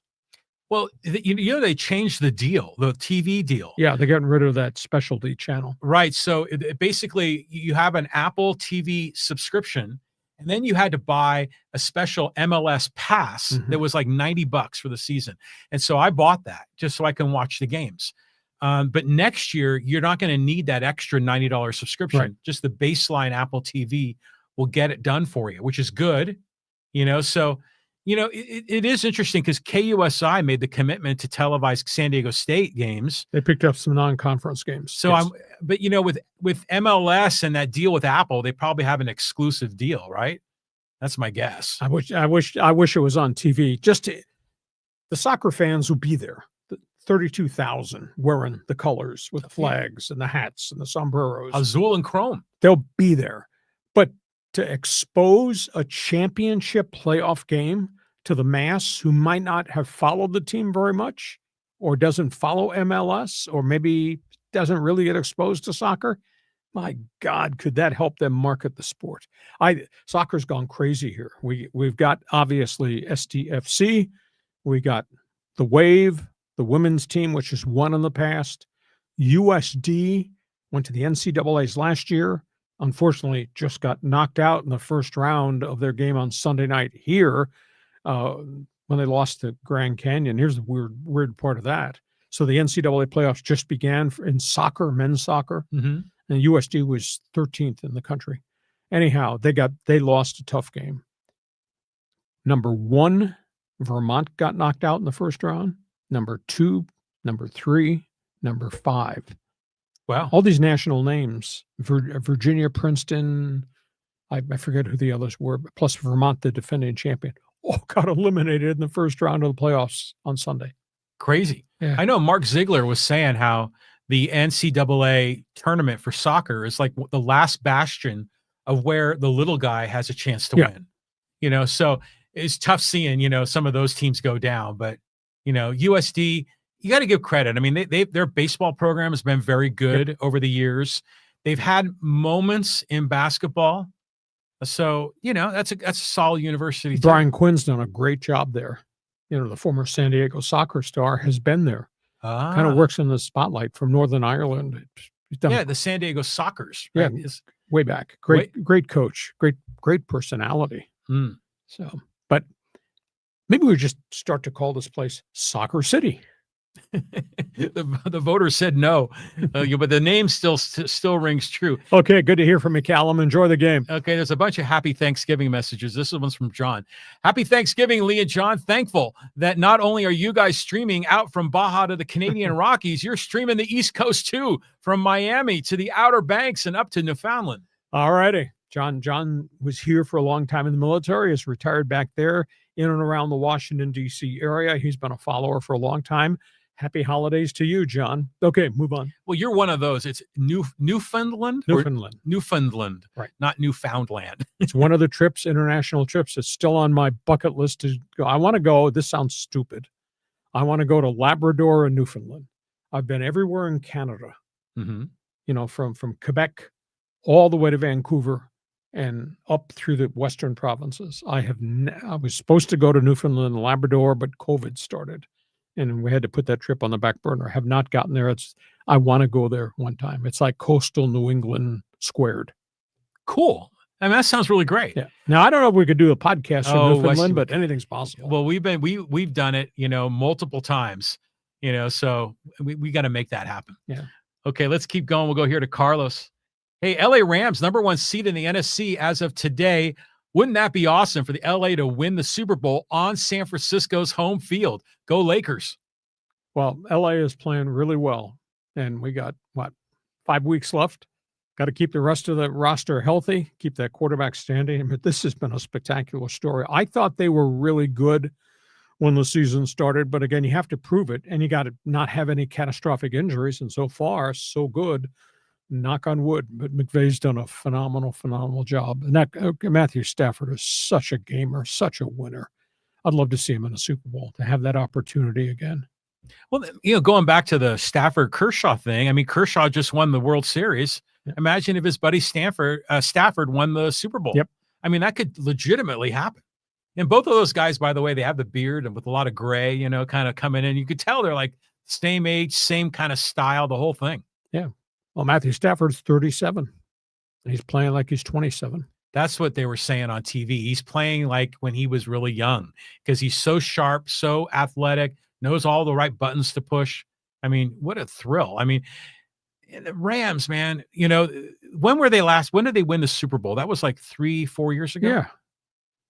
So I'm surprised they haven't made it back already, but no, they're loaded. Well, injuries have an awful lot to do with it. Oh, we'll see where it goes. Playoffs are going to be tough. Now, I mean, can you tell me outside of Philadelphia and Detroit, can you tell me anybody else that scares you in the NFC? No, I mean, maybe Seattle, you know, on a good day, they're pretty good. But like, you know, Tampa's in first place in their division. They're like 6-5, you know, so it's still the AFC teams, I think, are the more elite. Don't you think? Well, maybe not. The Rams are pretty damn elite. Yeah, right now. I mean, the NFC probably has a few strong teams, but maybe they're at the top of the list. Okay, we move on. Thank you. Okay, let's go here to is this Amrokade? Hello, Lee and John. Do the Dodgers need to add a significant bat this offseason? Betts has been the worst hitter than ever, even Tatis, worse than even Tatis for 1.5 years now. Dodger pitching carry, but offense was average in the playoffs. Well, they got an age problem. You look at that roster, there are 6 of their cornerstone players are all 33 and plus, more like 35, 36, 37. So they're going to have to get younger. Now they do have a wealth of pretty good young pitching coming still in the system. Got to get a bat. You know, is that bat Kwan from Cleveland? Because those trade rumors are still out there, and something's going to happen. I mean, the winter baseball meetings are the first week of December, so we'll see if the Dodgers make a transaction prior to that or at the winter meetings. And you know, there's been rumblings Bellinger. Now, I find it hard to believe that they would do business with Scott Boras and Bellinger again, because they had Bellinger before, and they got stung by the left fielder Conforto, who's a Bellinger client, or was a Boras client last year. That was a real bad deal. So I don't know if they want to go back and get Cody Bellinger, and then again, at what price. Bellinger could really help them in the outfield. So I think there's going to be 2 acquisitions. There'll be somebody for left field. I don't know if it's a free agent or it's Stephen Kwan in a trade, and there'll be a closer. Now, is that Edwin Diaz, who's asking for a 5-year deal? Is it Robert Suarez at age 35 that might take a 3-year deal? Would it be Peter Fairbanks, who came from Tampa, had injuries, got healthy because he was there when Andrew Friedman's the one that put him in Tampa Bay. So the Dodgers are going to be active. You talk about Bellinger. Isn't it interesting how when players become free agents or get traded somewhere else, and then they come back to the original team? I mean, it doesn't happen very often, I don't think. It doesn't, because I think from a marketing perspective and even from a player development perspective, they've sort of turned the page on that guy. They're not going to bring him back. Well, he had so many bad years wrapped around one really good season. Yeah, with LA for sure. Yeah. I mean, he was lightning that one great year. So I don't know. I don't see Bellinger coming back just because of that, boomerang effect doesn't happen unless he winds up in the Angels outfield, in which they really need him. But then to me, if that happens, that's strictly, I want your money. That's why this deal would send him to the Halos, because what if the Halos are not going to compete? Now, they get Bellinger gets his price, but his price is probably high because he's represented by Scott Boras. And is he going to hit 190 and make all that money? You hope not. Yeah, I mean, that he was looking really bad with the Dodgers before he, they let him go. He went to Wrigley Field and he had a pretty decent season. Then he opted out and he wound up going to the Yankees and had a really good season. And I'm kind of surprised he didn't want to stay with the Yankees. I mean, it's the #1 market in the country. Why would you not want to do that? Well, I think he's going to go where he's going to get paid. Mm-hmm. And you can't blame him for that. Here's some more Dodger talk. This is from Sam.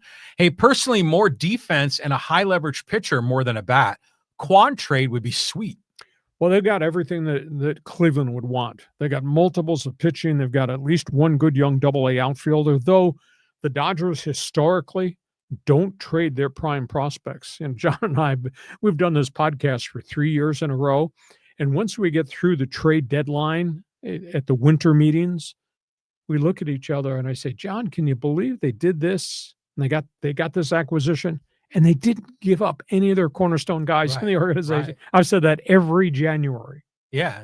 I mean, Friedman does a great job. I mean, the Quan deal, though, people are comparing him to like a tennis racket hitter, just a guy that sort of swats at the ball. He's got a little pop, though. Lifetime 281 hitter, but he's got like 120 home runs. Yeah, I don't know. I mean, who are the guys? I mean, do you think they would trade like a Bobby Miller, a River Ryan? I think they'd trade one of those stud pitchers in the system and probably have to give up one of the AA outfielders. They got 3 AA outfielders there, DePaula, Hope, and there's another one. Or Dalton Rushing, maybe. So it might be a 2-for-1 transaction. But Rushing is like the stud young guy, right? But dude hit 190. Yeah. And how old's Will Smith? I mean, is he up there too? 30s, 31 maybe. Okay. But that's the thing with Rushing. I mean, because he's a catcher, right? Yes. So I don't know. I mean, maybe they'll deal him for that purpose. Okay. Stay with us because we're baseball centric on this podcast. We'll continue to cover every rumor for you. Thank you. Go ahead. All right, let's go here to Neil. This is a 2-parter. Didn't the Aztecs promise not to raise fees? Have to admit, I'm not shocked it's turned out this way. Well, I don't know about a promise not to raise fees. I mean, their ticket prices for Aztec football have really, are just outrageously high. And I think that's the base of the entire problem at San Diego State. But these are student fees that are part of everything else that a student going to San Diego State has to pay. And those fees have been locked in place since 2009. You tell me anything else in society that's still the same price as it was in 2009. So why would you not crank it up? And now they're saying we're going to take the big increase and would all go to athletics. This $11 million deficit that's a problem point because the Snapdragon deficit is a separate entity thing on the books. That's $25 million. So they've got a significant money thing. Well, plus, I mean, the NIL money is coming from private donors, but there's no like regular operating funds from the athletic department that are paying for these NIL deals. Well, they pay scholarships and stuff. Yeah, there are. Yeah, because I would imagine in other programs, there's probably a lot of money that is kind of coming through the university as opposed to outside private dollars. No, I think it's all structured the same. They're trying to raise $4 million for football. And they have a secret donor who's come in and pledged them $1 million, and he will match another $1 million if they can raise that $1 million from people like you, me, Really? and other alumni. Yeah, good for that guy. Exactly. Yeah, that's pretty cool. So you remember there was a time, though, that people were wondering if the Aztec football program was going to survive, you know? I was back in the 70s before I got here. But yeah, I mean, there's an athletic director said maybe, or there's a president said maybe we should just do away with football. Well, they're committed now with the yeah. stadium. So hopefully they'll figure this thing out. I mean, Sean Lewis is doing what he needs to do. We got some more Aztec commentary. Again, this is a two-parter. This is from Michael. It says, Hacksaw, I'm having a Michigan-San Diego State watch party. All my family are coming from Detroit that went to Michigan. Any chance you could use your Hacksaw magic wand to help San Diego State win? Must be nice to buy a team. And then he goes on to say, Aztec for life. I attended those games in the 80s. I support the program through my conversation. Well, that's good. If you can support it a little bit financially, that would help too. And what can I do on behalf of San Diego State tonight against the University of Michigan? Maybe just give them a blessing and hope it works, but it's going to be hard. The question is, don't get blown out by 40 because that sends a real bad national message. And San Diego State's good, and they're going to be better. But the next 2 weeks are really going to be hard. I mean, you go from Michigan to Oregon, plus you play a third game in that tournament against a ranked team, and you still got Arizona coming up. So, well, remember last year they were in this tournament and they beat Houston. Yes. So they could have that kind of a moment with Michigan. You beat a top 10 team. I mean, that puts you right on the map, so they have the potential to do it. Just have they corrected some of the flaws. And by the way they got exposed by Troy, they're playing a very different team now in Michigan, with all these big dudes down low. So, I mean, Dusher knows how to teach defense and rebounding. So here we go. Well, his term, he told me, street fight. Yeah, there you go. Because of the size of all the Michigan guys. It'll be a great game. We'll see what happens. Okay, again, some great Thanksgiving shout-outs. Thank you to all of you for all of these notes. From HB949, hello, Lee and John. Happy Thanksgiving.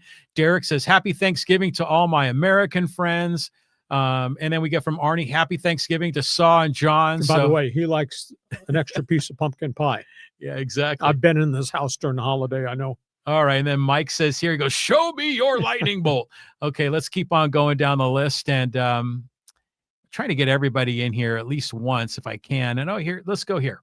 Here we go. F1 fan here. This is from Digital Al. And he says, hey, Lee, this drama is crazy. Max will take the crown, but the team Papaya is on the ropes. What is Zach Brown doing? I'll tell you what's happened with that Lando Norris team is kind of amazing. Piastri had a strong back half last season where you thought, oh, this is a budding star on the come. And he came out of the gate this year, and he's won 7 races, but virtually all of them were the first half of the year. He's done nothing. He can't stay on the track to earn points. Crashes, car breaks down, etc. Not qualifying, not running well. So what's happened to Norris and Piastri's team has really been bizarre. And then Verstappen went through a dry spell, and he had a lot of bad luck, and he was pissing and moaning all the time about his crew and the setup and all that. They got the sucker dialed in, and he races, John. I mean, if you watch him, he races on the edge every second. He's out there, and he stays out of trouble. He's not caused a lot of wrecks. Lando Norris and Piastri have knocked each other out of races. I mean, it's been crazy what the team has had to deal with. So, I mean, he's only 24 points back. I think there's a total 33 points that are available for each race. And the amount of money that's available, you win the points championship. I mean, the payday is, I don't know what $9 million or something in money. If you win the points championship for your team, holy cow, so much money that's on the line. Well, how many people are on their team? I mean, the investment's massive. Yeah, it's got to be. So you ever notice that with F1, they have those post race where they all kind of go into that little room and they watch the race highlights. And I saw them after the Vegas Grand Prix where they were being interviewed, and they're like friends, Verstappen and Norris and Piastri, or at least they're friendly in those interviews. But I'm surprised they're not at each other's throats personally, since it's such like a they're on the edge of a knife the way they're racing. And they're very emotional. I mean, that sport is as volatile from an emotional standpoint as soccer is.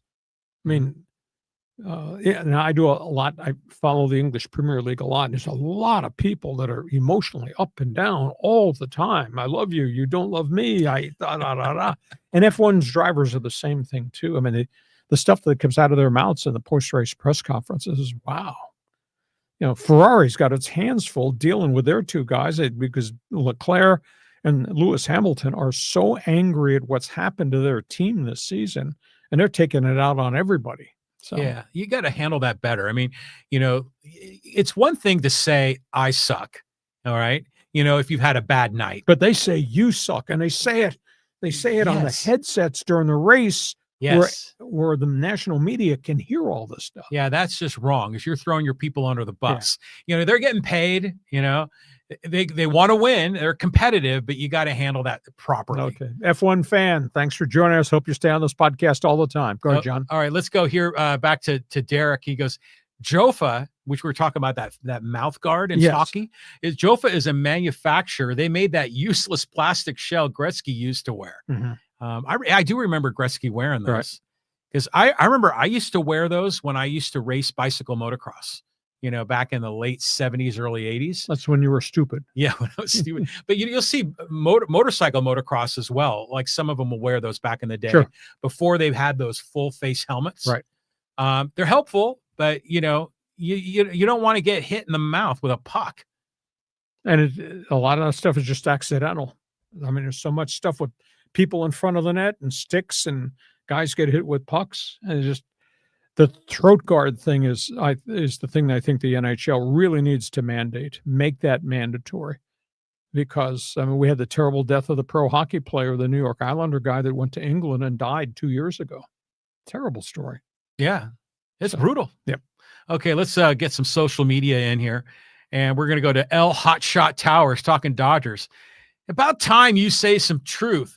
All season, you hated on them. Not all season. I talked about whatever the hot topic was, whatever week it was. When they were in an epidemic thing because all their pitchers had elbow surgeries, we have to talk about that. You view that as hate. I talk about dealing with reality. But when their young pitchers come up, and my God, look at what the Landon Knack gave them or what Bobby Miller did early on.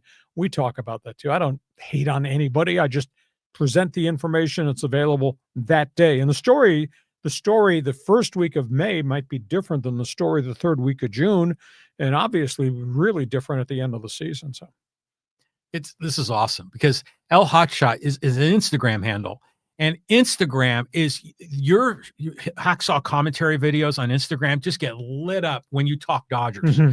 And Dodger fans are all in there giving you crap, or saying, oh, you're finally coming around to telling us that you like us. Everyone wants you to be a fan of the Dodgers.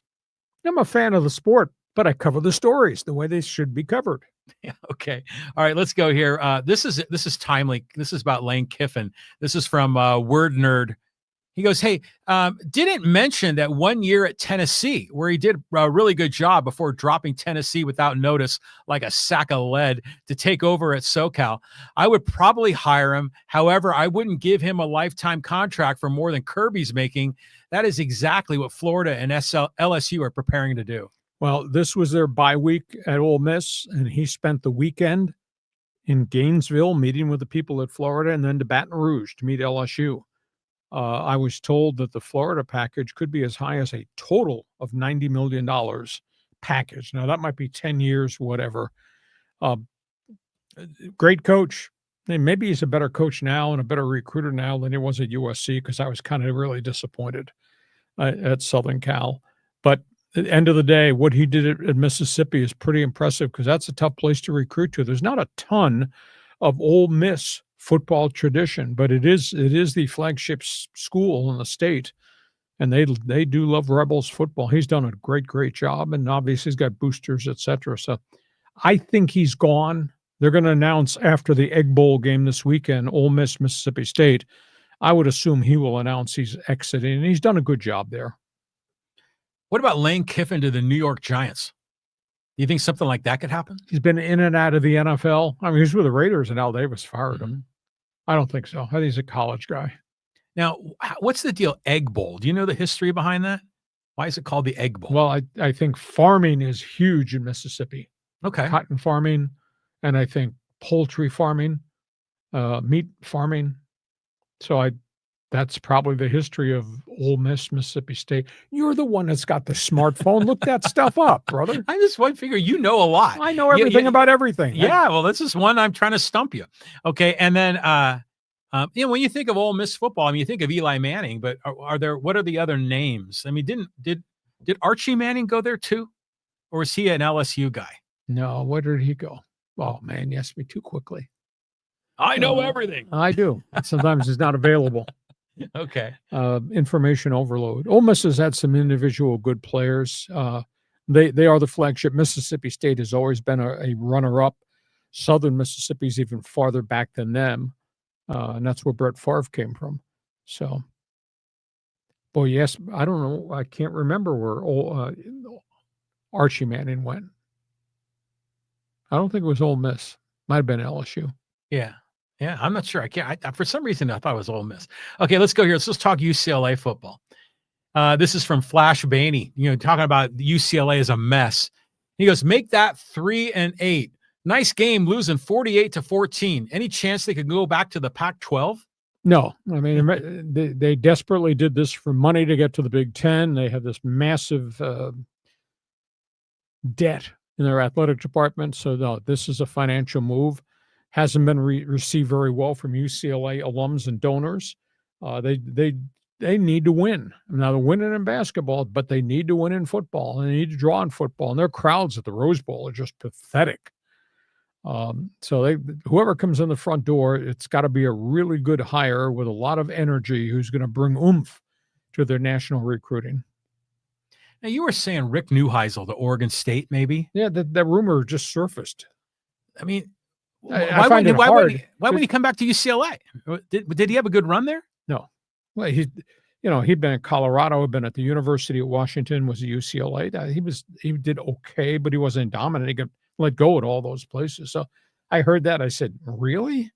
But again, Oregon State's been a have-not. Oregon State's looking for a real true leader to put them back on the Pac-12 national map. I mean, they fixed that program a bunch of times over the decades upon decades. Tommy Prothro was there, was very good. Mike Riley brought it out of, rescued it. Dennis Erickson reinvented it. So, I mean, it can be done. It's a real hard place. And Washington State's even harder because it's tough to recruit into there. But Oregon State's always been a have-not in what was the old Pac-8, Pac-10, Pac-12. And at this point, they got to find the right guy. Remember Achilles Smith? Sure. That was a name from Oregon State, huh? We went to Oregon. He went to Oregon? Oregon. Didn't pan out. There was a really high draft pick that came out of Oregon State like 15, 20 years ago. Well, the greatest player of all time, this goes way back, Terry Baker, left-handed quarterback, but that goes way back. I've seen a few more third downs in life than you have. But back to UCLA, I mean, what are some names that you'd like to see lead that program? It's really been quiet. At one point, I think the Dan Mullen, who had resurrected UNLV, was a hot guy, but his name has kind of cooled a little bit. There's so many good guys out there. I mean, there are named coaches out there that should be able to go get somebody and bring them in. Belichick. No. Okay, let's keep moving. We got some Raiders here with this guy, the Speed Demon. He goes, Al Davis motto, just win, baby. Mark Davis motto, just lose, baby. Just what I told John at the onset of the show. The one constant in all things in Las Vegas with the Raiders is Mark Davis. They can't win. I am shocked that they've not had a bigger impact from Pete Carroll. And again, they laid a lot of money in draft picks to get Geno Smith out of Seattle, and it's just kind of blown up in their face. A lot of injuries, but everybody in the league's got injury problems. I still think there's potential there, but they got to fix the offensive line. They got to fix secondary is terrible. And obviously, Chip Kelly was not the right guy offensively because they fired him and fired the consultant right after they fired Chip Kelly last night at 11 p.m. So Long road back. Boy, the roster needs a lot of retrenching. And they lost a whole number of defensive starters at linebacker and in the secondary right after Pete Carroll got hired. Those guys were free agents, and they didn't get them re-signed, and they went all these other places. And to me, that's been catastrophic, because now what they were doing was they're bringing in all these street free agents that had crossed paths with Pete Carroll, putting them on the field, and they just haven't played very well. So, but they've got a massive problem in player personnel. And then they started losing guys in the offensive front. So it's tough. Pick up the phone, call Lester Hayes and Mike Haynes. Yeah. We need some cornerbacks. They need a lot of help in a lot of different player directions. I had an NFL personnel guy tell me last week, this Raider roster right now is worse than the Raider roster they had a year ago. And really, that coaching staff got themselves fired last year. So tough time, Raider Nation. Did you see the video clip on the sidelines and Max Crosby was getting into it with one of his teammates? I feel bad for him. I mean, he's such a gamer. Yeah. I mean, he goes at it all the time, and he can't do it by himself. No. I mean, these guys want to win. Yeah. So they play in that great stadium. Okay, let's talk some Aztecs and some of the prices here from Lee Cato. Yeah. Hey, you're blaming the wrong people. Blame the administration. They've had years to get this right, yet they keep ignoring the fans when we voice why the stadium can't draw. The tickets are too much. More than $100 for a nosebleed for a Mountain West Conference game? F that. Parking is $35. It costs $15 to park for a Nebraska game. They don't have attendance issues. Concessions are a ripoff. Fans want to tailgate. I concur. And they charge you to tailgate too. This whole thing was a money grab. The ideology, I firmly believe, was, well, the Chargers have left. We are the football team in town. We can charge these prices because it's a shiny new stadium. But the fans aren't buying it. And the students aren't coming. The students get free tickets, and they're not coming. It's such a disadvantage. I think it's been so mishandled. I mean, if I were king, I would go in there and I would cut all the prices.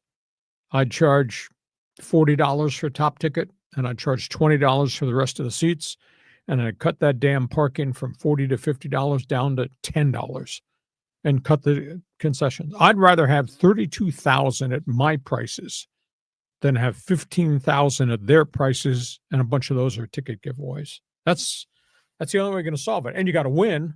But as Sean Lewis said today, we've done our job. We go 10-2. We did our job. It's up to the fans to do their jobs, but it's got to be at reasonable prices. Listen to you telling other people how to spend their money. Damn right. You asked. Yeah, I answered.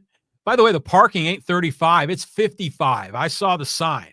So it's $55 to park there. It's a lot. I mean, it really is. But, Wicker, he's got bills to pay, and he's got that debt that they're running up in the athletic department. Yeah, they're bleeding money. Plus the Snapdragon issue. Yeah, do you think, because, Title IX, obviously, that creates an additional financial challenge to get everything to fit in the budget.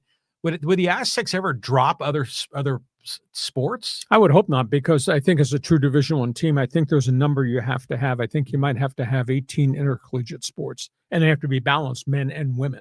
Mm-hmm. So I don't think they'd be cutting any program. I don't think they want to cut any programs. Thing is, they got to win and got to make more money. Basketball's done its job. Maybe, football, if they can get to a decent bowl game. Or if San Diego State were to win the new Pac-12 next year, and they might have the best team going in to the Pac-12 venture next season, because they're better than most everybody that's joining them, better than Fresno and all these other schools that are going with them into the Pac-12, and obviously better than Oregon State, and maybe really equal or better than Washington State. If they're a number one team, that puts them in the college football playoffs. That's a $4 million payday just to begin. Yeah, it is. So, but even when they were giving away tickets, they weren't filling up the stadium. No. So it's just there's a mental block that people have to not want to go to those games. I mean, Petco is packed. SDFC is packed. The Wave draws big crowds. Mm-hmm. What's the deal? This doesn't make any sense.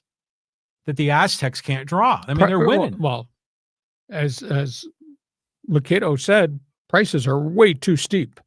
Way too steep. For that product, that level of competition, that conference that nobody identifies with. Now, I happen to like the Mountain West, and I've traveled the Mountain West. I did Aztec games a number of different times. So I'm just absolutely stunned because what Sean Lewis has done here has been really impressive.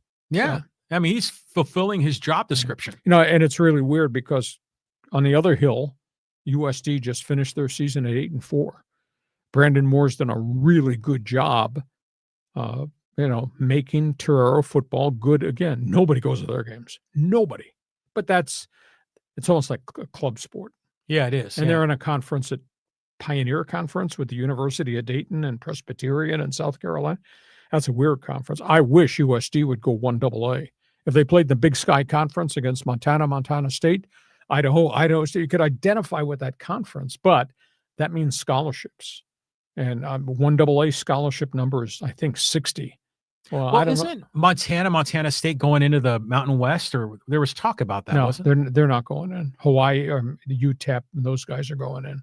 We just think about what USD's budget for sports must be, because they're not making any money at the turnstile for these games, and they've got to send 60, 80, 90 kids to these games, and they got to put them all on a plane and put them up. That's expensive. I concur with you.